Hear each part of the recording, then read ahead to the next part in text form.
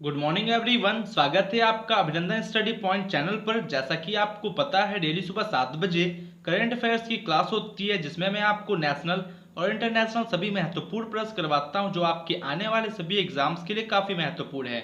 आप इस क्लास को लास्ट तक देखिए, आपको बहुत कुछ सीखने को जरूर मिलेगा। अगर आप इस चैनल पर नए हैं तो सब्सक्राइब कर ले चैनल को और बेल आइकन को प्रेस करना बिल्कुल भी ना भूलें, लेटेस्ट वीडियो की अपडेट सबसे पहले आपको मिलने के लिए। तो आइए स्टार्ट करते हैं आज की क्लास को। आज का पहला प्रश्न है क्वेश्चन ऑफ द डे, जो कल मैंने आपको होमवर्क के तौर पे दिया था। किसने रीस्टार्ट इंडिया नाम का एक पोर्टल लॉन्च किया है? Who has launched a portal named restart India? आपका राइट आंसर होगा Muthoot Fincorp. Option number D right answer है। आप जैसे बहुत सारे स्टूडेंट्स ने कल कमेंट बॉक्स में कमेंट करके आंसर दिया था, आप भी दिया कीजिए। फुल डिटेल में बता दें आपको, मुथूट फिनकॉर्प ने रीस्टार्ट इंडिया नाम से एक पोर्टल लॉन्च किया है। यह देश भर में व्यवसायों को फिर से शुरू करने के लिए सूक्ष्म लघु और मध्यम उद्यमों क्षेत्र की मदद करने के लिए एक मुफ्त सलाह मंच है। और यह मंच को एमएसएमई क्षेत्र की आवश्यकताओं, विशेष रूप से नैनो और सूक्ष्म उद्यमों को संबोधित करने के लिए डिजाइन किया गया है। बता दें कि यह बड़ी संख्या में महिला उद्यमियों के सामने आने वाली समस्याओं के समाधान की पेशकश करेगा। आप इसको ध्यान रखिएगा, एग्जाम के लिए महत्वपूर्ण है। आशा करते हैं आपको सभी चीजें समझ में आ गई होंगी। नेक्स्ट क्वेश्चन है, गुजरात में भारत की पहली शहद परीक्षण प्रयोगशाला राष्ट्रीय डेयरी विकास बोर्ड की स्थापना निम्नलिखित जिलों में से किस जिले में की गई है? जो कि इसकी स्थापना की गई है आनंद नाम के जिले में। गुजरात के आनंद नाम के जिले में इसकी स्थापना की गई है। बता दें आपको, गुजरात में आनंद जिले में राष्ट्रीय डेयरी विकास बोर्ड में भारत की पहली शहद परीक्षण प्रयोगशाला स्थापित की गई है। नई प्रयोगशाला खाद्य सुरक्षा नियामक FSSAI द्वारा निर्दिष्ट मानदंडों के अनुसार शहद परीक्षण करेगी और शहद की शुद्धता, मिलावट, रासायनिक पदार्थों, अवशेषों, भारी धातुओं या एंटीबॉडी की जांच की जा सकती है। और यह उच्च गुणवत्ता शहद निर्यात को बढ़ावा देगा और किसानों को बेहतर दर सुनिश्चित करेगा। आप समझ गए होंगे, ध्यान रखिएगा, महत्वपूर्ण है एग्जाम के लिए। बात करते हैं गुजरात राज्य के बारे में फुल डिटेल में। जो कि इसको राज्य का दर्जा मिला 1 मई 1960 को। कैपिटल है गांधीनगर। नंबर ऑफ डिस्ट्रिक्ट है 33। गवर्नर है आचार्य देवव्रत जी। चीफ मिनिस्टर विजय रूपाणी जी हैं और लोकसभा सीट्स 26 और राज्यसभा सीट्स 11 हैं। आने वाले सभी एग्जाम्स के लिए काफ़ी महत्वपूर्ण है। एग्जाम में कैपिटल और जो है चीफ मिनिस्टर से एग्जाम में पूछे जाते हैं, आप इसको ध्यान रखिएगा। अगला प्रश्न है, इंडियन सुपर लीग को प्रतिष्ठित विश्व लीग फोरम WLF में शामिल किया गया है। यह WLF में शामिल होने वाला एशिया में कौन सा लीग बन गया है? जो कि ये एशिया में लीग बन गया है WLF में शामिल होने वाला 7वां। Option number C right answer होगा। फुल डिटेल में बता दें आपको, इंडियन सुपर लीग को प्रतिष्ठित वर्ल्ड लीग फोरम WLF में शामिल किया गया है। यह पेशेवर फुटबॉल लीग का संघ है, जिसमें प्रीमियर लीग, ला लीगा और बुंडेल्सलीगा शामिल है। और यह WLF में शामिल होने वाला दक्षिण एशिया का 7वां और एशिया का पहला लीग बन गया है। बता दें आपको, वर्तमान में WLF के 5 महाद्वीपों के सदस्य हैं, जो विश्व भर में करीब 1200 क्लबों का प्रतिनिधित्व करते हैं। आप ध्यान रखिएगा इसको।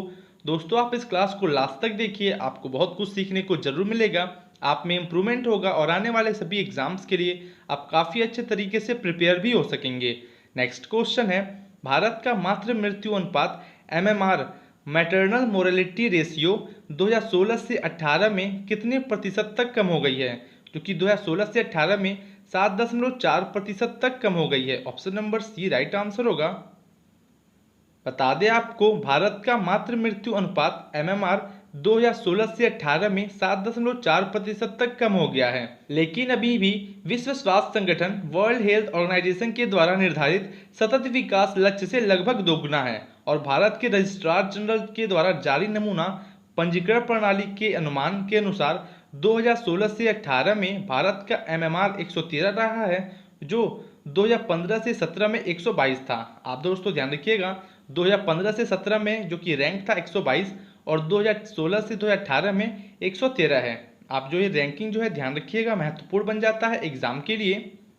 अगला प्रश्न है, भारत में किस वर्ष तक अपनी विद्युत उत्पादन क्षमता का लगभग 60% स्वच्छ स्रोतों से होगा? जो कि ये होगा 2030 में। Option number D right answer होगा। बता दें आपको, भारत में 2030 तक स्वच्छ स्रोतों से स्थापित बिजली उत्पादन क्षमता का लगभग 60% होगा। अक्षय ऊर्जा क्षमता 2030 तक 510 गीगावाट को छू लेगी, जिसमें 60 गीगावाट जल विद्युत भी शामिल होगा। और बता दें कि bending the curve 2025 forecasts for electricity demand by sector and state in the life of covid epidemic नामक एक रिपोर्ट भी जारी की गई है। आप समझ गए होंगे। दोस्तों, आपको कहीं भी कोई भी डाउट है, आप कमेंट बॉक्स में कमेंट कर सकते हैं, आपके सभी डाउट को क्लियर जरूर किया जाएगा। नेक्स्ट क्वेश्चन है, प्रत्येक वर्ष 25 जुलाई को निम्नलिखित में से कौन सा दिवस मनाया जाता है? जो कि 25 जुलाई को विश्व आईवीएफ दिवस के रूप में मनाया जाता है। Option number B right answer है।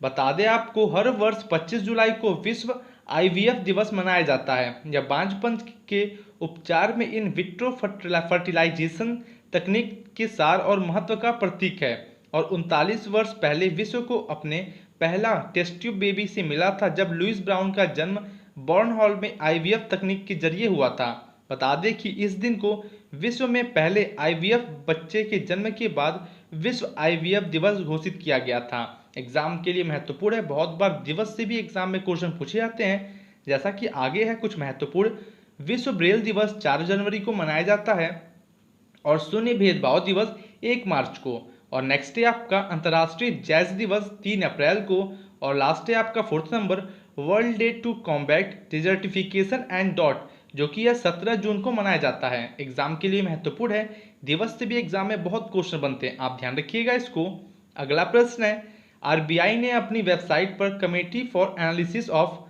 क्यूआर क्विक रिस्पांस कोड की रिपोर्ट रखी। निम्नलिखित में से कौन समिति के अध्यक्ष हैं? जो कि समिति के अध्यक्ष हैं DB Pathak ji. Option number B right answer होगा।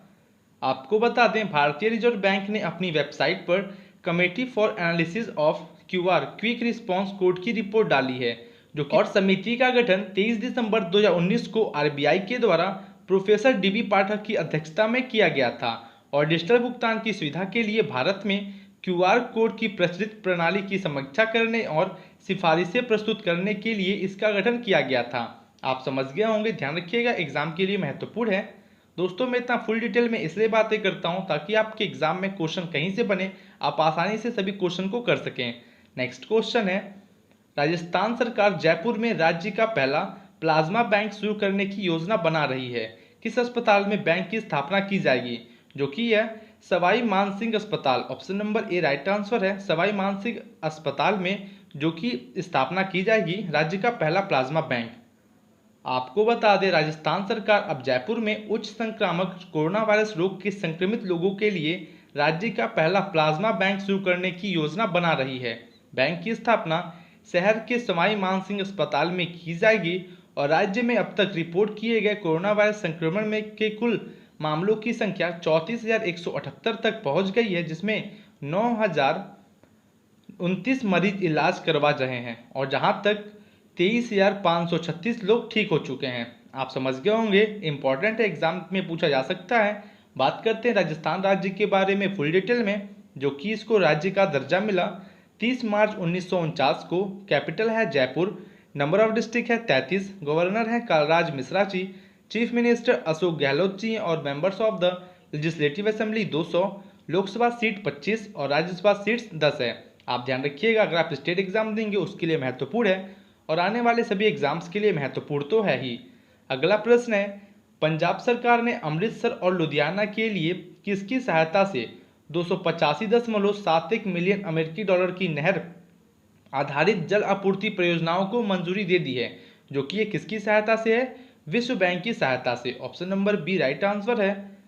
फुल डिटेल में बता दें आपको, पंजाब सरकार ने अमृतसर और लुधियाना के लिए 285.71 मिलियन डॉलर लगभग 2,130 करोड़ रुपए की लागत वाली विश्व बैंक की सहायता प्राप्त नहर आधारित जल आपूर्ति परियोजना को मंजूरी दे दी है और मुख्यमंत्री कैप्टन अमरिंदर सिंह की अध्यक्षता में हुई कैबिनेट की बैठक में यह निर्णय लिया गया और international bank for reconstruction and development IBRD 70% या USD 200 मिलियन का वित्त देगा। आप समझ गए होंगे, एग्जाम में पूछा जा सकता है।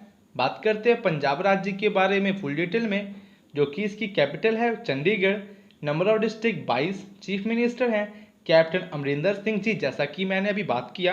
गवर्नर हैं वीपी सिंह बैदनौर जी। और आपका members of the legislative assembly है 117, लोकसभा सीट्स 13 और राज्यसभा सीट्स 7 है। आप ध्यान रखिएगा, एग्जाम के लिए महत्वपूर्ण है। दोस्तों मैं आपका डेली करंट अफेयर्स के साथ साथ स्टैटिक जीके को भी कवर करता हूं, ताकि आपको कहीं और से कुछ एक्स्ट्रा पढ़ने की जरूरत ना हो, आपके इस क्लास से सभी चीज़ों को मैं कवर कर दूं। अगला प्रश्न है, किसने ग्लोबल फिनटेक फेस्ट के लिए एक आभासी कार्यक्रम में अपना एक स्टॉप फिनटेक भुगतान समाधान यूपीआई ओटीपी लॉन्च किया है? ऑटोपे जो कि लॉन्च किया गया है एनपीसीआई के द्वारा। Option number B right answer है। आप ध्यान रखिएगा। बता दें आपको, National Payments Corporation of India NPCI ने ग्लोबल फिनटेक फेस्ट के लिए एक वर्चुअल इवेंट में अपना one stop fintech payment solution UPI AutoPay launch किया है। यह आवृत्ति भुगतानों के लिए समर्पित है और इसका उपयोग कई वित्तीय उद्देश्यों जैसे कि उपयोगिता भुगतान, ट्रेन टिकट आदि के लिए किया जा सकता है। आप समझ गए होंगे। बता दें आपको, ग्राहक 2000 रुपये तक के लेन देन के लिए अपनी यूपीआई आईडी या क्यूआर स्कैन के माध्यम से ई मैंडेट बना सकते हैं। और national Payments Corporation of India Bharat में खुदरा भुगतान और निपटान प्रणाली के संचालन के लिए एक अम्ब्रेला संगठन है और इसका जो कि मुख्यालय है मुंबई में। आप ध्यान रखिएगा, सभी चीज़ों को समझ में आ गई होगी आपको। अगला प्रश्न है, कर्नाटक मंत्रिमंडल ने कर्नाटक डिजिटल अर्थव्यवस्था मिशन के गठन को मंजूरी दे दी है। कंपनी राज्य में कितने स्टार्टअप, ई कॉमर्स और अन्य गिग इकोनॉमिक कंपनियों को बढ़ावा देगी?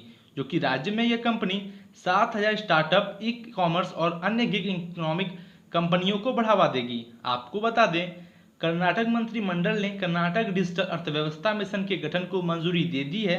कंपनी राज्य में 7000 से अधिक स्टार्टअप, ई कॉमर्स और अन्य गिग इकोनॉमिक कंपनियों को बढ़ावा देगी।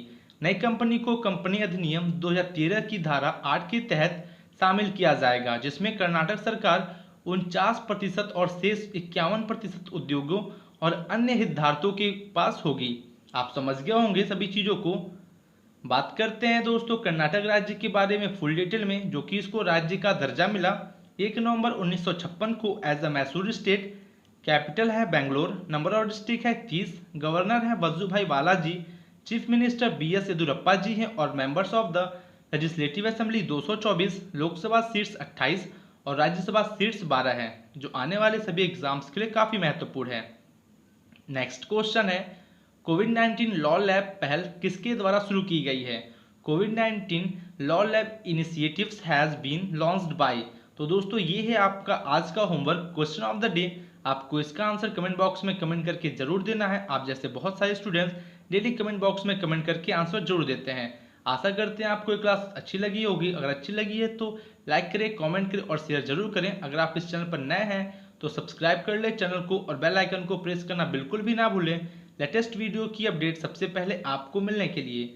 तो मिलते हैं आपसे कल और बेहतरीन क्वेश्चंस के साथ। Thank you and good day.